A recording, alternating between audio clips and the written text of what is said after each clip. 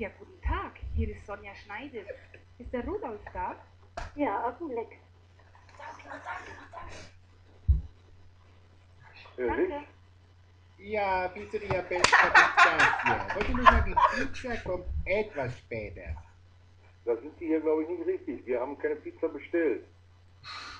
Sie hatten bestellt dreimal Pizza Camorra mit Schinken, Salami, Fischmuscheln, Schumkopf und Mozzarella. Herr Schogeist Camorra, also Sie rufen hier bei Helwig an, ja?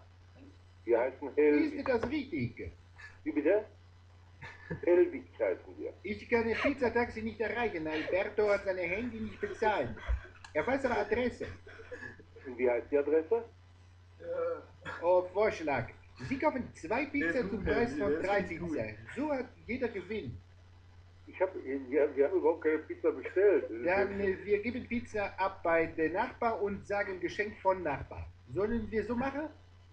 Sie können Pizza abgeben, wo Sie wollen, das ist mir völlig egal. Das ist sehr schade. Aber was hatten Sie bestellt für Pizza? Margherita? Ich habe ehrlich gesagt, ich habe hundertprozentig keine Pizza bestellt. Sie haben überhaupt nicht bestellt. Nein, wir haben keine Pizza bestellt. Wir heißen Helwig. Das kann ich nicht sein. Wer hatte denn dann bestellt?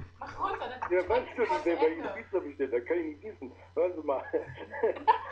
Wir heißen Helwig. Arrivederci. Ja, der war richtig gut, ey. Der war richtig schnell. Super.